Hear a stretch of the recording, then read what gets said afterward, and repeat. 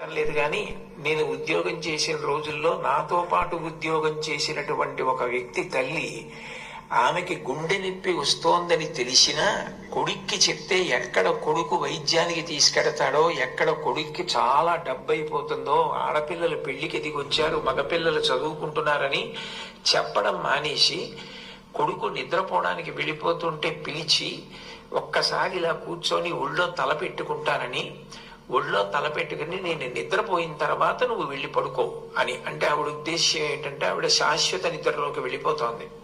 ఆ కొడుకు ఒళ్ళో తల పెట్టుకుని పడుకుంటే కొంతసేపటికి తల్లి కదలటం లేదని వాడు కదిపి చూస్తే తల్లి శరీర త్యాగం చేసేసింది. ఆ తర్వాత తెలిసింది, తన భార్య చెప్పింది, కొంచెం గుండెల్లో నొప్పిగా ఉందమ్మా, బరువు పని చేయలేకపోతున్నాను, కానీ వాడికి మాత్రం నువ్వు చెప్పకు సుమా అని ఒట్టేయించుకుందిట కోడలతో. అది తల్లి అంటే. అమ్మ అంటే అంతటి ప్రేమైకమూర్తి. అమ్మ లాంటి వ్యక్తి జీవితంలో ఇక దొరకదు. జీవితంలో అన్నిటికన్నా పెద్ద నేరం ఏమిటంటే అమ్మకి చెప్పలేము అన్న పని మనం చేయడమే.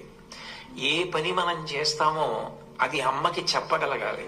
మీరు ఏ పని చెయ్యండి, ఇది అమ్మకి నేను చెప్పలేను అన్న పని మీరు జీవితంలో ఎప్పుడూ చెయ్యకూడదు.